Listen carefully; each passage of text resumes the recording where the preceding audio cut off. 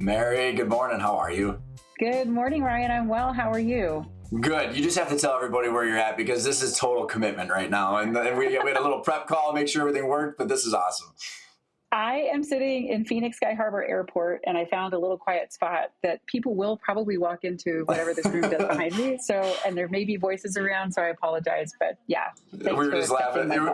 Oh, yeah. And we were just laughing. There's nothing like the person at the airport that's having a whiskey diet at like 6:30 in the morning, right? While other people are working. I always am like, where is that story and what is going on?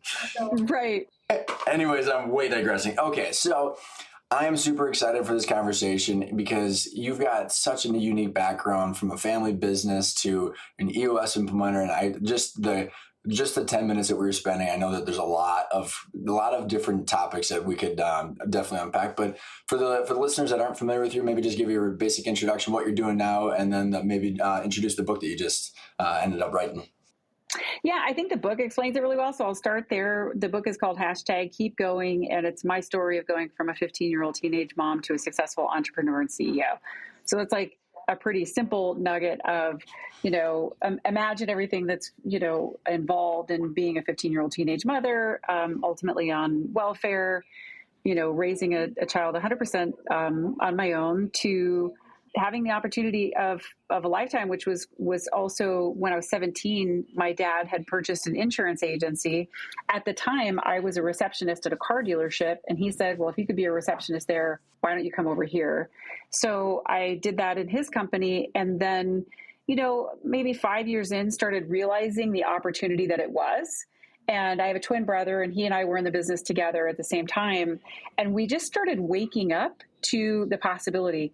Actually, the reason we woke up is because my dad decided that he was going to retire. And Paul and I are like early 20s, and we have no business running a business. And my dad has no business retiring, but he was like, maybe he had heard some podcast, or no, at the time there weren't podcasts. Maybe he'd read somewhere. 8-track? No. Yeah, right. There was an 8-track somewhere that said, you should live your dream life and your business should run and create a life for you. So his stepping away was premature, but it really helped Paul and I wake up. Like, we went from being in the passenger seat of the business, where you're just like, maybe you need to pay attention to where you're going, maybe you don't, it doesn't really matter, to, oh my gosh, what are the levers? What do we need to pay attention to? So my dad came back in, which was the right move, but Paul and I became, woke, whatever. Yep, and we were yep. like, oh, okay, I get what's going on here. So about 13 years into running the business, we finally started getting it. And we were stuck at like 350,000 in revenue. We just hit this ceiling. And we just started learning the mechanisms to grow. And we were able to grow the company over the next 7 years up to 10 million. So there was just like this magical, like, okay, we're getting it. And, so we ultimately sold the company in 2020, October 2020, for 16 million, which was a really phenomenal opportunity considering where we started. I left the organization actually prior to the transaction and became the US implementer. Yeah, I wouldn't take full credit that it spurred the transaction, but it certainly moved that conversation along. It was just time. Like, I had hit my own ceiling in the business. I was unfulfilled. It just wasn't, I'd been there for 22 years and I was constantly learning and growing. And I felt like I had enough vision for Phoenix, all of Phoenix, and I was stuck in this teeny tiny company. And so it was just time for me to move on. So that's awesome. And then for the listeners that just heard that's why I said there's a lot of ground we could cover in this short hour.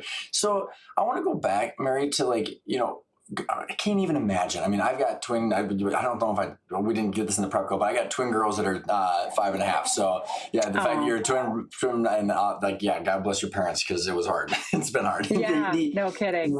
I can't even imagine being a parent at that age.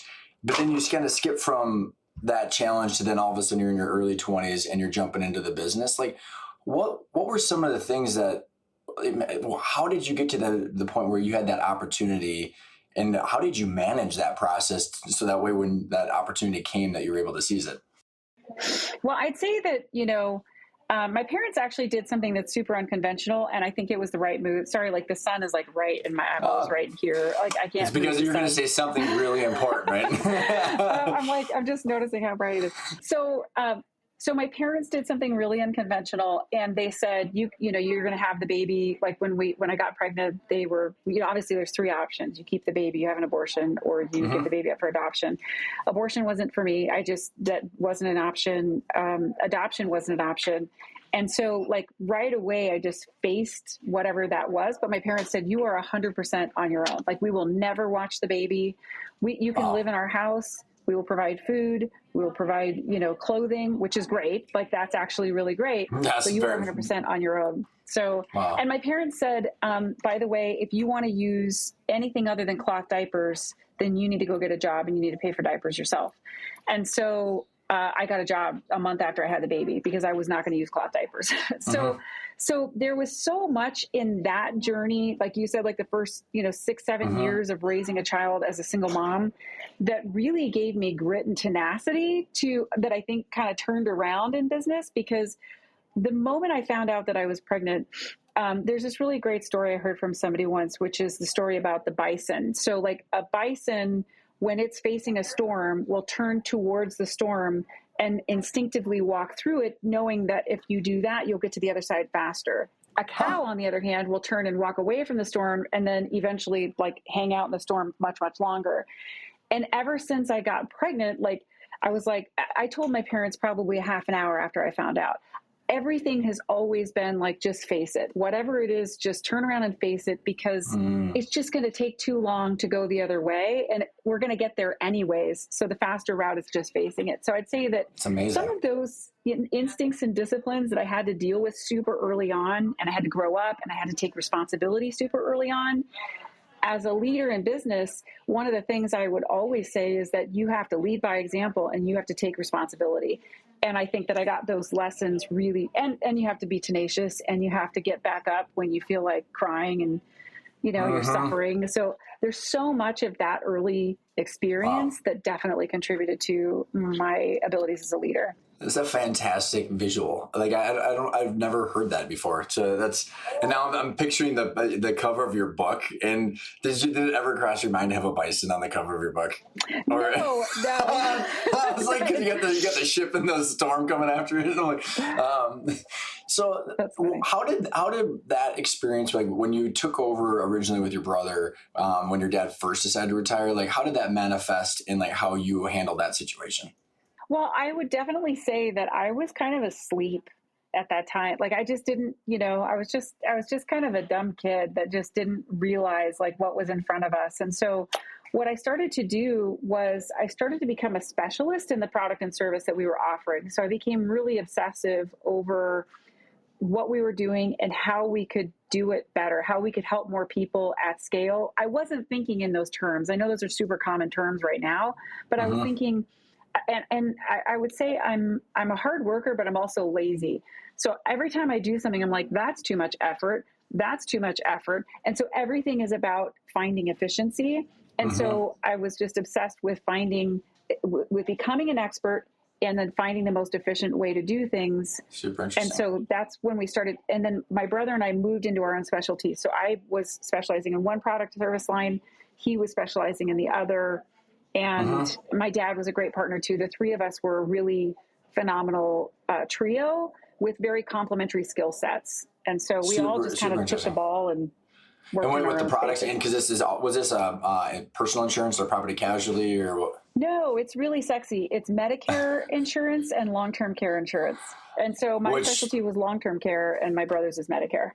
Well, now everybody's going to be calling you just about long-term care questions because of how complicated I love answering. I'm still passionate about it. I still think it's so important, but yeah. So back to your comment about you, your dad, and your brother being a good trio. So I want to hear more about that and how you guys manage that. And I want to layer in a concept. In EOS, you got the owner and you got the visionary and then you got the integrator. And then there's a thing called the owner's box. We've got this concept in our training that we call the ownership role versus the management role, where you get a paycheck for what you're supposed to be doing. That's market wages. And then you've got this thing called a business that you've got equity and it's an asset. And I've seen so many times where the people they have so much conflict because there's not clarity in those roles. How did you guys handle it did you guys have that kind of clarity or did you guys get there somehow? Yeah, my dad always treated the business like first of all, the business was our family connection. So it's kind of sad in that way. Like we didn't No. do a lot outside of the business and we were always extremely professional. So we always called my dad by his first name. We never called him dad in the business. That's not saying that's right or wrong. That's Hmm. just how we did it. Um, and we only lived in our professional roles and if we argued points, if there was an issue, I'll use my EOS pen. Hmm. If there was we would always just take this as the issue. Like it was never personal. So I don't know how we managed to do that, but we would argue as passionately as family members do about Hmm. something. It's a very safe place to argue. You're not going to lose somebody's love if you have a Hmm. disagreement, but it was always about the issue. And so afterwards, we would just fight toe to toe for whatever it is that we believed was in the best interest of the business. And then we would sort of do what EOS teaches you to do, which is to disagree and commit. Like if I may not agree with you, consensus is Hmm. not the goal. We aren't going to get anywhere if we're aiming for consensus. It's just, what's your perspective? What's your perspective? What's mine? All right, I disagree, but I commit. And we want to commit even if we disagree because we're all on the same team headed towards the same basket. So if I don't commit and say, what can I do to help you? Even though I disagree, what can I do to help you win at this? Then I'm essentially tripping you as we're running down the court towards the same basket. That makes no Hmm. sense. And we just sort of instinctively knew these things. I don't know if we had some other lifetime where we ran businesses or what it was, but we just knew that this is the right way to do it. Well, it is very interesting of how, like you said, instinctively and how much you knew to do that because, when I see like that scenario go the wrong direction is one person is using the ambiguity of the situation of whose game is it? Well, it's my business, right? Uh-huh. How many family members and how many how many US sessions you've been in where that comment comes up? Where it's my business. It's like, okay, well, then Mm-hmm. all of a sudden people go into their own survival mechanisms of like, I'm going to do what I can in this one little pocket that I can control. So like, was there something in your family structure? I mean, you already alluded to that your parents, said you're on your own. So like was it something that your dad or some core value you guys had as a family member, like, hey, this is all ours? Was there clarity on what that meant to you and your brother? Or was it just, where did that Yeah, loyalty come from? we never talked about it. There was never, the words were never spoken, well, this is my business. We always just felt like it was our business. And Paul and I, my brother, we never had, not for many years, did we have an idea that we would have ownership and what that would look like. We just Got it. did it. Like I don't know. Mm-hmm. Eventually we did, and eventually it was something that we had to really push for because it was always this like for 10 years it was like, oh yeah, you guys are going to be owners, you guys are going to be owners, and I'm like, where's the document that I signed that says that? Because like in a family you could let that go on and on and on, Oh and yeah. so we finally got everything penned in at one point, but we just weren't worried about that. Like we were so passionate about delivering so much value to our clients and to our customers that we just never really spent time focusing on ourselves. And I would say that my brother and I both gave up a lot. We sacrificed a lot of our own lives and family life to make all of that happen, probably with the notion that that would pay off someday. But Paul and I, the other good thing about twins, and you might learn this with your girls, is that there's just this natural competition, and it's not unhealthy. Oh, I'm well aware of that already. Yeah, and in the house, it starts with for mom and dad's love, right? It starts with for mom and dad's affection and attention. I don't know that changed a whole lot into adulthood and into a business, and so. But that natural competition was really healthy for the business because the competition was, I'm going to learn this. Well, if you're going to learn that, then I'm going to learn this, And so it was really more about Hmm. learning and growing and self-development. Hmm. And we would always take each other with. So if I was doing something, I'd be like, Paul, come on, I'm going to learn this thing. Like, let's learn this together. So Oh, it's super cool. so fortunate to run a business with my womb mate is what we call each other. Roommate. You know? I love it. I love it. Yeah. That's well. How did that transcend into the rest of the culture and your employees? They all had this help first mentality too. Like they all had this loyalty and dedication to what we're doing. And Paul and I, when I say lead by example, we worked harder than anybody. So we put in the hours. I would also say too, as far as lead by example, something I wished we'd done differently was lead by example on what it is to have a balanced life. because we didn't do that. So neither did anybody else. So we were always really unhealthy, overweight, just like eating at our desks, never taking time off, like never taking vacations. And so as go you as a leader, so goes the rest of your team. And so it's great that we're setting that work ethic, but we're also setting that imbalance ethic as well. And so I think it's really important that we, you know, be an example of what it is to take good care of ourselves and love ourselves and like put ourselves first, because we didn't for a long time, and that's something I wish I'd done differently. What does that mean to you? So like maybe give us the story of what before, when you said you didn't used to do that, and now how are your behaviors in how is your life and business different on both sides of that story? It's funny. I just did this thing yesterday with our head coach at EOS Worldwide. And the question is, what was your EOS life? So in EOS life, it's doing work you love with people you love, making a huge impact, being appropriately compensated, and having time for other passions. So that's the EOS life. So I had to rate each one of those, and like my before I became an EOS implementer and where it is now. And it was low. It was very, very low not in people I loved. I was working with people I loved, but in some of the other things, time for other passions. I was being appropriately compensated, but I would say that was not where I wanted to be. Like I wanted to be appropriate able to what money. Your potential could be, right? It was right, exactly. But I didn't have time to do anything. Like I joke, but I'm not kidding. I didn't have time to eat. Like I didn't have time to do anything. Now in my current life, like I'm doing, like this week, the retreat that I'm going on right now is 4 days, just learning and growing. That's my EOS life. Anytime I get to go to a conference and learn, a Tony Robbins conference, or, you know, last weekend it was a retreat with girlfriends in La Jolla, California. None of that stuff ever existed before. And so I prioritize it. Like we went into the whole year and we scheduled out our calendar for the whole year, so that, because if you don't plan it and you don't schedule it and you don't block it out now and really truly adhere to it, it's like a bucket with water that just starts filling in because you didn't create the space. You know, you didn't fill the bucket in with your concrete first, and now the water can't get in. It's like this is your concrete space for you and your family and your health and your marriage. And so, how does that? So, have you? I want to expand on that, because the analogy I always go to is years ago at our church they had this. You know, it's like the big rocks, then the pebbles, then the sand, then the water. You heard that, where it's like you got like kind of your cornerstone. So using that kind of concept, Mary, is like we could always work more. Right. So then what are the things that you just refuse to sacrifice now? And how does work and the time that you devote to work fit within that? So I refuse to sacrifice my own personal health and mental health. So I've suffered from depression, from, you know, just not putting myself first and not taking good care of myself. And you can really, you know, I would say like there were periods of time where I couldn't peel myself off the couch, and I only had full pedal to the metal gas, and I would just go until I was totally gassed out. And then I would need like a week to recover, 2 weeks, or like take the holidays.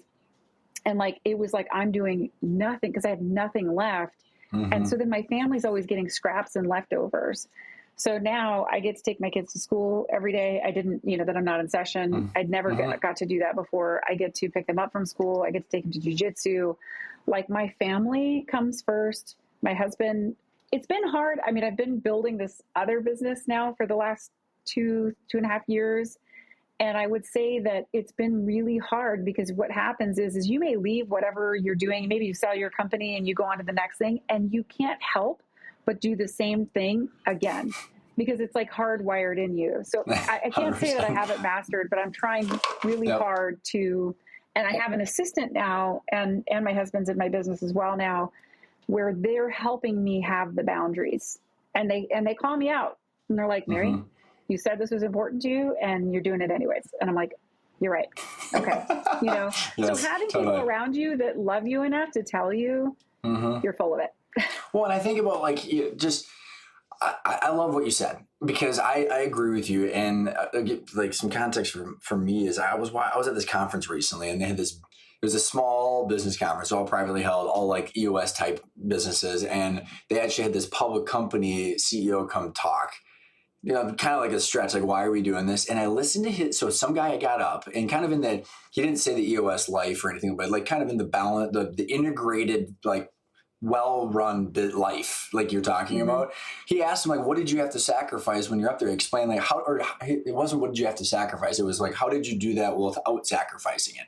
And his answer was like, I actually thought, I'm like, that's just such bullshit. Like, he goes, I was there for the big things. And I'm like, what a bunch of crap, man. Like, so you were there for like 4 things for your kids that you had 5 kids. I'm like, well, what happened? Of course, anybody could get there if you torch everything on the way. And like, we're hopefully, like with, I know EOS Life and other things that you're talking about, we're starting to measure and monitor other things that are just besides revenue or your net worth, because it's like, to what end? I don't know. That was just my own comment, because I think it's so hard. Yeah, and I think businesses are going to be forced to, now that the pendulum has swung over to the advantage of the employee. So businesses are going to be forced to acknowledge the whole person, and the fact that they're parents, or the fact that they are taking care of an aging parent, or the fact that they have a health condition, or the fact that they have... And it's important to deal with it. And it's important. And so I think that's a beautiful thing that businesses they're going to be, unfortunately, a lot of things don't happen until we get strong-armed into it. And I think that that's going to happen now. So, and to our point earlier, like, okay, great job setting an example of how to, a person could say, I'm doing this for the good of my family. Like, you're welcome for the trust fund that I've now created for you. And here's $1 million for therapy for the next 20 years. Exactly. Here's $1 million for all the therapy of you trying to be enough to get my attention.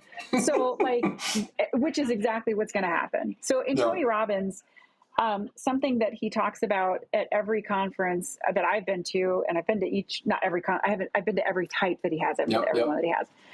And one of the things he talks about is which parent, whose love did you crave the most? And it was always the parent who wasn't there. And it could be that the parent that wasn't there because they were working. It could be the parent that wasn't there because they passed away. It could be the parent that wasn't there because doesn't matter what the reason is. Their absence creates this void. And then the story that gets filled in as a child is, well, who would I have to be? What do I have to do to try to get them to come and be with me? And so that becomes our programming and our operating system for the rest of our life. And even after our parents pass away, it's still the operating system of who do I have to be enough for my dad's love or my mom's love or whoever isn't present. And I'm the parent who isn't present. So I'm conscious of this going, oh my gosh, like, what am I doing? Right. So like, I'm trying to create security for my family and myself, because women, our top needs are safety, which is financial safety, physical safety, and being heard. And for men, the top 2 needs, I think, is being appreciated and respected, or something like that. So like, it's understanding, like, I'm trying to create that for myself, because I have this deep-rooted belief that if I don't create that for myself, no one else will. And that belief has served me up until now. It is not going to serve me into this next phase of my life. And I'm still trying to figure out, like, well, then who am I if I'm not this hustler who's like making stuff happen? And, like, so it's a new story, and it's hard. And I want to take that, because like, that concept, Mary, is like, so I don't know if you've read Bo Burlingham's book, Finish Big, and that was like the total life changer for me, because I read it after we sold, and I was like, damn it. I mean, his whole thing is, 75% of people are not happy after they sell because they don't know who they are, what they want from their business, and why. But what you just said is more concrete of like, so like, when I think about the hundreds of interviews that I've been through on this, the amount of people, when the business is gone, they were filling the need that you just described, that void, with their business, which is why they're miserable afterwards. So like, to take yours on the men, this is just literally anecdotal from what my personal experience is. A lot of men, they get all the appreciation and respect from their employees that have to essentially respect them. And then also they get all the revenue and how many employees they have and all the stuff. It's like, then they get to tell everybody about that because they're craving that. And the women have got the different kind of satisfaction that they're getting out of it, but they don't know the relationship that the business is filling that and how it's filling that void. So when they're after on the other side, they're going, what's missing? And it's not just the cash flow necessarily. It's like, there's something else. And it's so interesting to watch how many people regardless of how many zeros are at the back of their net worth, struggle with the exact same issue. I don't know if you've experienced that or you and your brother went through it yourself. Yeah. Well, my brother's still in the business, so he went along with the acquisition, and he's great. He's like living his best life still in the business. That's kind of his baby. That's awesome. But something, going back to Tony, so he talks about the 6 human needs. You and I talked about that ahead of the call today. Mm-hmm. But whatever your top needs are and that are being met at a high level, so those top 3 needs. So we talked about it: certainty, uncertainty, significance, love and connection, growth, and contribution. Those are the 6 human needs.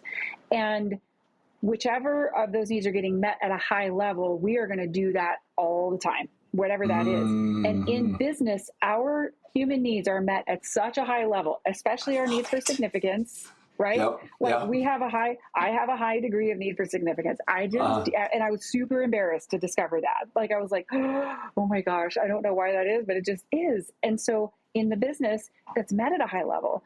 And you go home. I love it. Indra Nooyi. She's the former CEO of PepsiCo. She's like all over the place right now. She's amazing. And she says, it was on the Freakonomics podcast. And she said, when you go home, it's so good. She's like, when you go home at night, you can take your crown and you can leave it in the garage, because those kids and your spouse could care less. 100%. And so, like, when you go home, that need for significance is not being met at a high level. Because we have to shift our focus and our attention to making other people significant. And we should be doing that, but we're not very good at it. And so Super I think fascinating. Starting that transition earlier to saying it's not all about me and us. And there's also this other component where we're like, aren't you grateful, like, how hard I'm working? And it's like, but they're working really, there's this other reality that's happening over here. And so the more we can do to drop into our hearts and just love and see the people, I feel like, so one of my core values is see everyone. And I mean it from like an avatar, like, I see you, Ryan. It's why I ask you, I'm curious about you. Like, thank you for being curious about me. I'm curious about you. I want to see you. And then I want you to go home and I want you to see those girls, and I want you to see your wife, and I want you to go to church, and I want you to see, like, each person being so deeply curious about what can I do to see them and help them feel seen or appreciated right now. And then doing that in our businesses too. But we get to a certain status point where we're like, don't you know who I am? Like this ridiculousness. And we lose our humility and that true love and giving out. So going back even to go back to like your business, people like kind of have to when you own it and you're the executive, right? It's the whole power dynamic. So like, it's not actually that much work to get that satisfaction feeding. You're talking about, like, you get home, your kids might not like you at all. And like, you can't force them into a review where they're sacrificing something, like you might take away their cell phone or their, Xbox or something, but that's about it. It's about all threats. But it's so interesting what I think of is so important, Mary, about this is that understand, that's why our first principle is your drivers, because understanding this is so important to then actually build a plan that doesn't, where the ceiling is actually your own psychology. And I don't know, like if you see that so many times where it's like so obvious to you as an implementer, you're sitting there with people and it's like, this is a psychology issue, not necessarily a business issue. Yeah. The first thing that Tony Robbins says at Business Mastery is it's 20% skill and talent. The game of business is 20% skill and talent, 80% psychology. And you are the chokehold as the owner, as the founder. You are the chokehold on this business, and your own beliefs and the things that you brought into this business from childhood and the things that you brought in, we're just a bunch of messy humans coming together to try to make a business go. A bunch of messy humans trying to meet our own needs, trying to take care of our families, and then trying to do it through this tool or this mechanism and trying to provide value. And, so I think that it's about really just understanding that the people. So what I see when I come into a session room is the more stress people get, the more I see almost a childlike version of that person. And so a good friend of mine wrote the book called The Kid and the King. And it just talks about there's like he used to be a Tony Robbins coach. Now he's but he's a life coach outside of the organization now, which is how I met him. And he talks about how, like, have you ever had that experience? Like, say you go back to a high school reunion and all of a sudden you are exactly in the same positioning inside. You just gave me a stomach ache, actually, even me thinking about my high school reunion. I'm just kidding. Yeah. It's that, or maybe going and seeing a family, going to a family reunion, and like you're still it isn't that other people are keeping us in that position. It's that we're keeping ourselves in that position. We are showing up as that little boy or that little girl in that moment. And we do that sometimes. And all of a sudden, we don't know what words to say, what language, like we forget that we've had all these experiences and we have all the capacity and capability to show up as our king or queen adult selves. But we drop into this little childlike version of us because all of those versions of us still exist. And those are the people that are showing up at a leadership team table. Sometimes it's that little boy and that little girl that's like somebody says something and it triggers them, and all of a sudden they're a 9-year-old who doesn't have the language or the capacity to like solve a problem. And there's this invitation to understand and recognize when that's happening, and just to call back up the king or the queen to like, okay, remember, you are this person. And it's why, I love what you said about the drivers, knowing the drivers. Know thyself. Know thyself is like one of the most important things that you can do. And when you start to go get coaching and counseling and you understand the things that trigger you, and you understand why when your coworker behaves a certain way, it takes you right back to this other experience. Exactly. And managing your own emotions and understanding your own emotions and triggers and how you're showing up, as well as your Colby, your DISC assessment, your Myers-Briggs, your Strengths Finders. Do all of them. Do all of it. Not all at once, but learn Enneagram. Learn about yourself so that you know how to better communicate, and you have better language to communicate your needs and to communicate, oh my gosh, the self-awareness.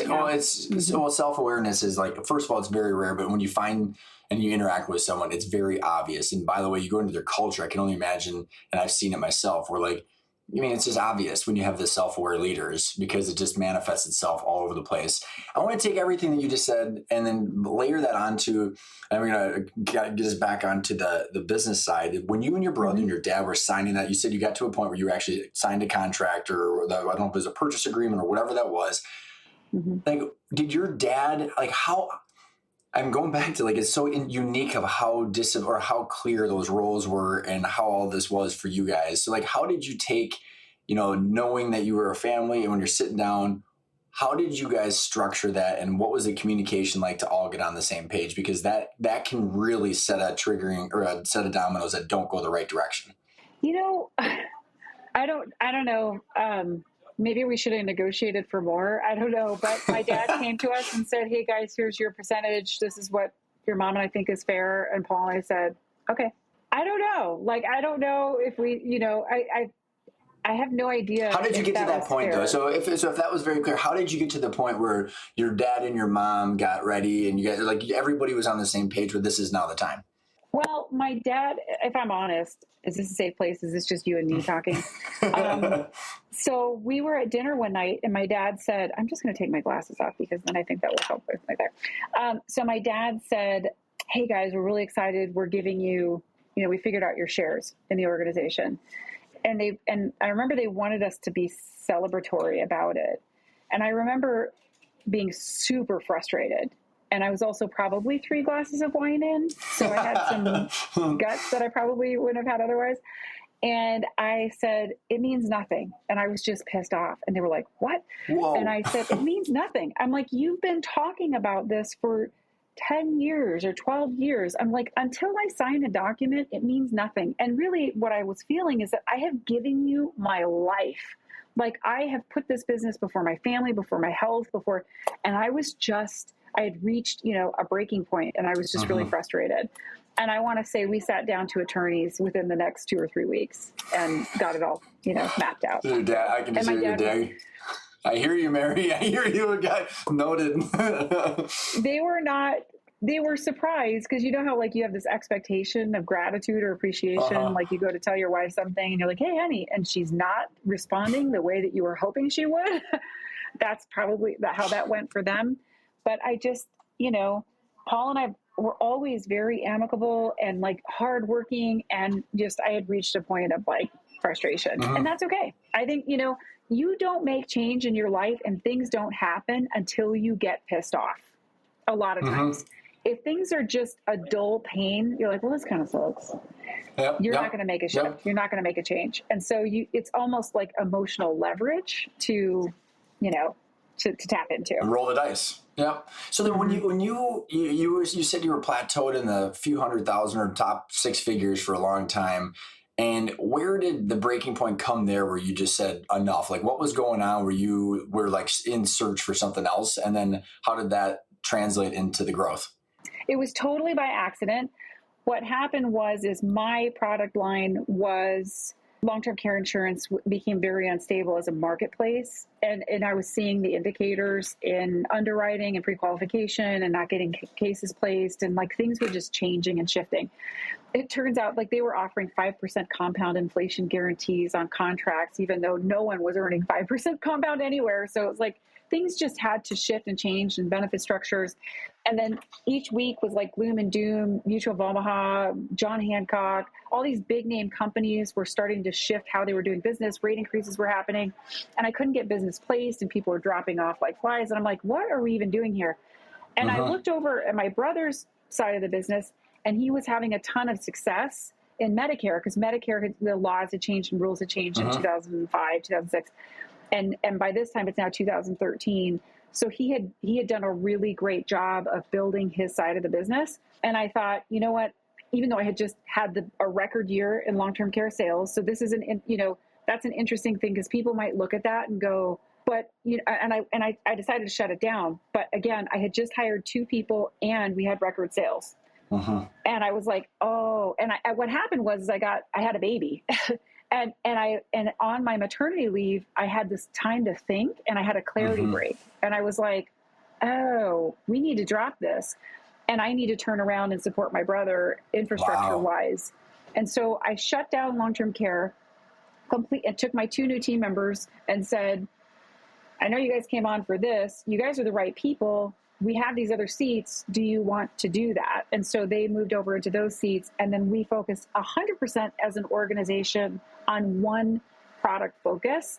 And that product focus really was so powerful because 100% of the energy of the business was solely into that. And so one of the things we teach in EOS is core focus. Like what is the one thing that you can do better than anybody else? And that became our thing. So I became an integrator at that point for my brother. And I was like, what are your issues? What are your problems? And then I would turn around and create the technology. Like we were in an Access database. I moved us into Salesforce. We were just everything. We were like, we had literal punch cards. And like, I was like, I love the it. paychecks. Yeah. So like, just all the things infrastructurally to help support the growth that we were experiencing in that side of the business. And that's when it started to take off. The girl. And I'm thinking, okay, so at the beginning of this conversation, you talked about how competitive you two were and the fact that you're a visionary. And you just told me that you decided to shut your division down, be secondary to your brother and the integrator. So I'm confused. And how did you handle that? Well, we didn't have EOS at the time. So we didn't know anything about visionary integrator, who's at the top. We didn't have any structure. Right about then, we also got in a leadership team. My dad did a really smart thing. And he said, I think you guys are doing great, but I think that you need other people around you that have more education, more experience. And so he brought in a CFO, a graduate of Thunderbird School of Business. We brought in an operations person. She's working towards her MBA. So she has the education and she had the experience and came from the industry. And so all of a sudden we had a leadership team. We didn't know that's what we had, but we had a leadership team and it was amazing. And so that's awesome. Right about then, my dad said, I'm going to step down as CEO. And I could see what was going to happen. I could see that my brother was going to get put into that seat automatically because he's taller and he's a guy. I don't know. But I felt like our skill sets were very complementary. And I felt like, no, I think we could be co-CEOs. And so I presented that case and it makes for a really great story too. Branding wise, it's like, oh, twins, co-CEOs. Okay, cool. That worked. And what I told my dad as soon as I got into the seat was, I'm actually underqualified for this. And I know that, but I'm going to work like hell to get qualified. And that's when I signed up for Business Mastery for the first time. I signed up for Vistage. I signed up for, like coaching. I was getting personal development coaching from a Tony Robbins coach at the time. Like I just poured into myself, and what I would do is I would tell the business, hey, I want to do this thing. I'm willing to fund 50% of it if you'll fund the other 50% because you're going to benefit, right? And so I negotiated that at each next level of growth, and invested in my own growth and development as well as the business. That's awesome. And so as you guys are then growing, what along that journey decided, like, what was a triggering event where the conversations shifted from like, and I'm curious what the conversation shifted from, but somehow the conversations usually shift from just growing and like putting in your next goals to what are we going to do with this long term? How did that evolution happen for you guys? So there was a lot of industries where dads are retiring, like it's just that we're just like at that golden age. I'm sure you're seeing that with a lot of businesses. Every industry. Every industry is like dads retiring. And so my dad was no different. And there were a handful of options. And so we started to kick around the idea of being acquired probably 2 years before we actually did it. We were like, no, we had a couple, we were just like a couple of like testing the waters conversations. We didn't like it. And so we were like, nah, we'll stay in it. So we ran it for another 2 years. And then it was just clear that my dad needed an exit, and the business had grown so significantly that neither of us could afford to buy it. It was just not, for him to get what he deserved. And so acquisition was really the only option. And we all just were in alignment about that. I think we were all ready for a payday. Like we'd, given 22 years of our life, and we're like, yeah, that sounds good. That sounds like a good idea. So that's what we did. That's super, super interesting. And so to challenge you a little bit too, is that we couldn't afford to buy it. And that's exactly what I thought, which is why we sold it. And now I know that that's not the case, because you could do an ESOP, you could, get a different investor or private equity firm to come in and support you. Like, did you look at other options like that could have potentially solved some of your personal and financial goals? And just one last comment on this, because like that's really what I think, and I'd love to hear how you guys, or how you went through your personal goals and all the things we've talked about in your life design compared to the financial decisions that were in front of you. Because I think they're completely convoluted sometimes, and a lot of people, when you separate them, they can be a little bit clearer on how they all interact together. Yeah, that's a really great question. So I know we considered ESOP back in 2017, long before we were considering being acquired or selling or anything like that. And my dad, I wasn't a part of that, and I don't know why he and our CFO said no. They didn't want to go with that model for some reason. I don't know what the reason was. Just curious. And then private equity just didn't have a good reputation, right? So it was like, okay, people are going to come in and we're going to just become numbers, and that wasn't what we wanted either. And didn't feel like we really cared about our employees and didn't want that to happen. So the company that we ended up getting acquired by is PE backed, but they are a perfect strategic. Like they totally improved our company's ability to do things we could have never done before because of their network. And so it just worked out that way. It's a really good question. I know we considered multiple options. The other thing too, if I'm honest, so as I was sharing earlier, I left before that whole transaction happened because my heart wasn't in it. So I'm not like, oh, how can I buy this now? Like I was ready to. You were not ready to like. Wait a second, my heart's not here, and it's going to cost millions of dollars to stay into it. Yeah, got it. That wasn't an option for me. Well, how was that conversation going with your brother and your dad? Maybe give us some color behind why was your heart not in it, and what was your process to figuring that out and making the decision to leave? My heart wasn't in it because I was 100. So when we went to Business Mastery, sorry, I keep going back to Tony Robbins. He's just one of the biggest influences in my whole life. When we went to Business Mastery, on the first day, he says, okay, you're one of three things. So, we talk about visionary, integrator, whatever, owner's box. In Business Mastery, he says, either you are an entrepreneur, a manager, or an artist. And it's like Tony Robbins is an artist. Without him, the art doesn't get created, right? Like there's no Tony Robbins organization without Tony Robbins. My brother is the Tony Robbins of what we were doing. He is the artist. And the way that an artist feels about their business is they feel like it's their baby. Like it's theirs. They're so in love with it. And they're like, oh, my precious baby. And look at what we built. And what I discovered is that my dad and I were both more entrepreneurial. My dad was between entrepreneur and manager. And I was pure entrepreneur. Like my whole heart, you just like took some little test that told you this, which was a huge revelation for me. I didn't actually know that about myself at the time. And so discovering that was really important for me because I started realizing I'm really passionate about business. I love the machine. And I remember sitting down one time to my brother and my dad, like when we were first switching over to purely Medicare, and I'm like, I'm starting to get it now. And I said, and at the time I was totally into wheatgrass, and I was like, it's just like a wheatgrass machine. You got that big metal machine, and I'm like, you put grass in one side and you get pure gold out of the other side, but it's like pure gold for your body. And I said, so the machine is what we have, and it shouldn't matter what product or service we're putting into it. We should be able to eke out pure gold out of the other side if we really understand what we're doing, you know?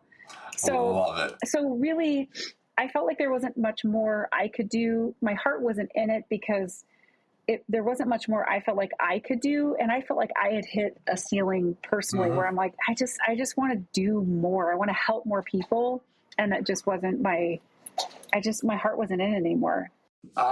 So just awesome clarity on that, honestly, Mary. Cause like, I think, cause I can relate to the machine. Like it's just so fun. And that's a whole different conversation we could have. But I think it's so fascinating that you were able to have that self-awareness and then manage the conversations with your brother and your dad to leave. And I mean, it sounds like it was on good terms.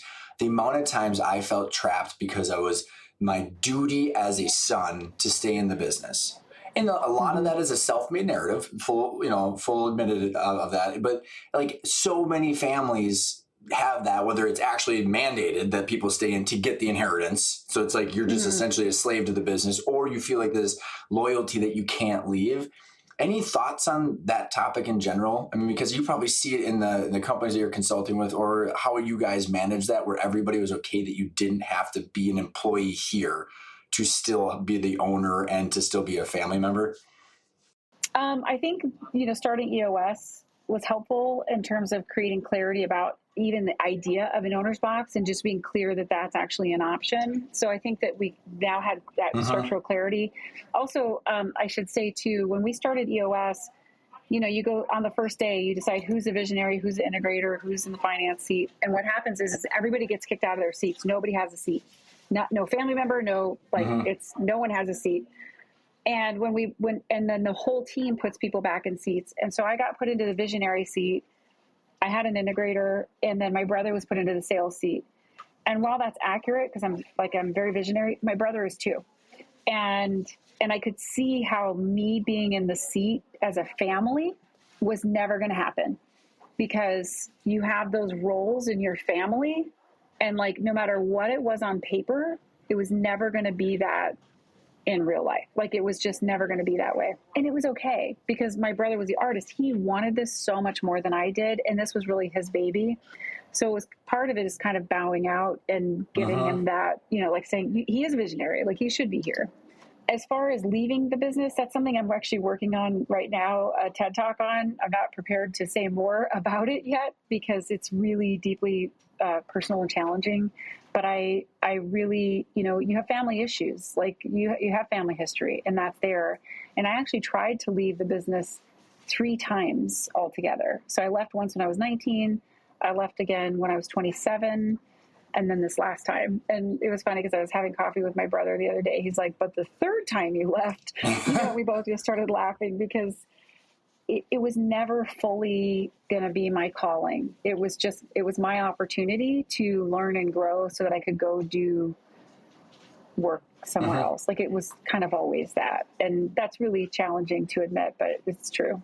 You'll have to keep me and the listeners posted on that TED Talk, because this podcast was actually titled Life After Business for the first 3 years of the show, because I didn't know, just completely lost. I mean, and that's why that book Finish Big I was talking about is because the worst question you can ask an entrepreneur after they've sold is, what do you do? Because like, bah, I used to be, and it's like no self-worth outside of these, these walls that were whatever the ecosystem called a business, which again, regardless of how many zeros, everybody everybody's a person. And so they deal with that in a different way. So I'm really interested to hear, as you process this, what tools you come across, because it's not an easy thing to process. It's really hard, actually, and it's such a tender place for me right now that like I am completely cocooned in my real life. Like I'm not on social media right now. Like I'm just taking really, really good care of myself because it's a really tender experience to, you are. So I'm working with Scott Mann of Rooftop Leadership, and he's helping me with my TED Talk. And one of the things that he said is, like, first you have the hero's journey, which I was like, I don't even know what that means, but it's like, hey, you had struggles and you had to overcome them and whatever. So like, that's like the first thing. Then you kind of become a consultant and you help other people. So that's EOS, and that's really great. He's like, but then there's this archetypal change that you go through to get to this third step, which is really doing the most good, like really just like unzipping and saying, here's what I'm actually here to do. And that's this next story and hopefully next book. And it's hard, like and I think that so many family businesses have these stories, and I think it'll be helpful. I hope so. Yeah, I'll keep you in touch. That's awesome. So it's with the book. So you got maybe give us the overview of the book. You got 7 steps in it, and what so the second take the 7 steps second. But I'm curious, like, what was your intent with the book? Like when you wrote it and what you want it to be in the world, what's your intent with it? Well, so I've always, we've talked about being a visionary, and I have a link on my website, maritautimes.com. And there's a video there of a session that I did where what I was describing is that a lot of visionaries actually come from trauma. And that's why they're visionary, because they had to imagine a better place to get through this existing experience. And then as an adult, that just translates into, this sucks. What else is available? Yeah, so, I love it. Yeah. Yeah. So it's like, it's a superpower in one way, but it's also, it also prevents you from being present. There's the other side of that. And so in what I realized is that I've always set goals and have always just figured out where I am, where do I want to be, and just work to close the gap. That's just always how I've operated. My husband, we've done the culture index or predictive index, and like I'm on the vision side, I'm at a 10. On the vision side, he's at a 0. And so what the person said to me is, he's happy to deliver on whatever you see. He's like all about it. He'll support you. However, I'm like, oh, and I just thought, like, what do you want? What do you see? And he's like, I got nothing. Like, so then we were creating our 5-year plan together as a family, and he's like, I don't get it. Let's pause. He's like, so you just name something that you want in the future, and then that's it? Like, we just go? And I'm like, oh, that's such a good yes, point. Sir. And so, yeah, right. So I had to slow down and think about it. And I had one of my good friends, he's former military, and he was telling me one time that he was trying to teach his wife to shoot. And so he took her out to the shooting range, and he pulled up the rifle, and he's like, okay, here's how you do this, and you load it, and then you shoot. And then he would shoot, and then he would just do some move, and he would reload, and he would shoot. She's like, wait, what are you doing? And he's like, I don't know, I'm just shooting. She's like, but what did you do there? You pulled something out of your thing and you just like reloaded. And he's like, oh yeah. So I was doing this. And she's like, it's so a part of who you are and what you know that you don't even know the steps of how you do it. Mm-hmm. And I was like, oh yeah. So that's what's happening here. And I'm having a hard time like explaining to my husband like the steps. So I created the 7 steps. It's essentially EOS, kind of after the first 3 steps. Mm-hmm. But the first 3 steps are, how do you create vision? If you aren't a visionary, how do you create vision for your life? And so I start with Stephen Covey's Begin with the End in Mind, because what do you want to be able to say about your life? Like who do you want to be there? And what do you want them to be able to say about you and how you spent your time with them and the difference that you made on their life. So starting there and then backing that into sort of the wheel of life. Tony Robbins has the wheel of life. So it's like, contribution and wealth and health and, family and friends. What on that wheel of life, I actually walk you through a meditation to say, what does that actually look like for you? Like your level 10 of this and this and this. And in some areas you may be at a zero. You may not have any vision for a certain area of your life. That's okay. It's just kind of waking that part of your brain up to go, what's possible? What do I want? And even just to start to begin to identify it. And then from there, bringing that down into, okay, let's set, if you were to take that, what would you want to accomplish in the next 3 years? Something like that. And what does that look like on the way to that ultimate sort of vision that you see? And then you just work that back into a 1-year plan and then 90 days. And so, and that's where it becomes very EOS-y. But what's funny when I got to EOS is it's everything that I'd always done. So I was like, oh my gosh, it's a framework. I could have never described it. I could have never done what Gino did. It is the most beautiful, simple, perfect system.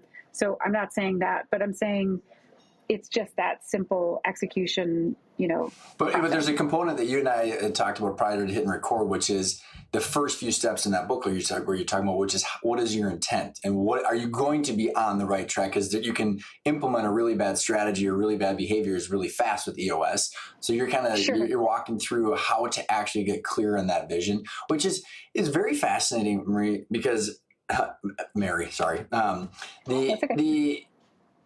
was sitting with my partner, similar example with a story with your brother, where I was talking about like where the business is going to be and all this stuff. And he's like, dude, pause. And he's like, you're watching this movie that I can't even see. And it's 3 years out. And I'm trying to figure out where the popcorn is. So I'm just like, right. And it's just so interesting how different brains are and how different people think. And that's one thing that I've really learned a lot from working with my partner, Pat. We're like, we think so different, but we are trying to accomplish the same things, that it's an acknowledgement that not everybody thinks the same way you do. And like, not everybody should just like assume that they know what you're thinking. Right. I'd say the number one issue that visionaries have is translating their vision and bridging the gap, because part of the problem is that like I'm so in the future that I think it's already real and that it's already happening, and I'm confused why you're still over here and I've done nothing to like create the bridge for you to walk over to where I am. And so that's why Gino Wickman created the Visionary Integrator. It was a beautiful way for him to capture all of the ideas that are, a visionary should be out networking and speaking in Vistage like you're doing, and like, going out into the world, and then also learning, not just in our industry, but other industries as well. Like, where is the future of business going? Listening to Gary Vee and attending conferences and learning, and then bringing that into the organization, and then barfing that all into an integrator who goes, okay, that's no good. That's no good. I'll take that. That's no good. And it's your perfect puzzle piece of a partner who can decipher of all the exciting things that you're so excited to talk about. What are the 3 things that you're bringing into me right now that we can actually take down to the ground and execute as an organization? And so that's what Rocket Fuel is about, the book Rocket Fuel and Rocket Fuel University. It's like, it's this perfect partnership. And the thing that's so perfect about it is we are so opposite. So like my husband and I have done this. This is great to do with your spouses, because the odds are you're opposite. Opposites attract. It shows up in the numbers on Colby, Predictive Index, Enneagram. 100%. It shows up. And it's a really important thing to do in your marriage, to go, oh, that's why. Now I get it. Okay. Well, and so I think what I'm interested to hear is like, I have huge anxiety about that gap. So like, this is how I've always been, which is why like I think I can power through and just work and do things, because I see something and it's like I'm so far away from it, but it's so clear and I can see every single step. So the only thing is time between me and that, which sucks. And that testy thing. That testy thing. But then it's like, okay, well, that, like you mentioned a couple of times in this conversation, that then you're not present. And so like my constant battle is how to just accept the timeline. And so then it's like the morning routine and the meditation, the working out, just like bang through that anxiety. But it's like, I'm curious on how you handle that, or can you relate either?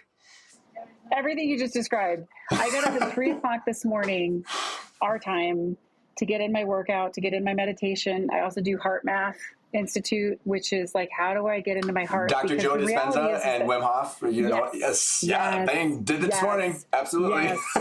Exactly. And I have my little monitor that's like, you are out of coherence. But the point of that is that you don't have to hustle. You don't have to work as hard. And when we're in that frenetic energy, we're not inviting the best possibility into our reality. So what I'm learning is that the less I push, my coach tells me, his name is Shashin, by the way, he's amazing, Shashin Shah. And what he tells me is, he's like, way to go, Mary. You wrote the book on hashtag keep going, how to keep going. You know how to smash through stuff. You know how to do stuff anyways and to get back up. And he's like, but that's great. That's great skills to have. And it's served you.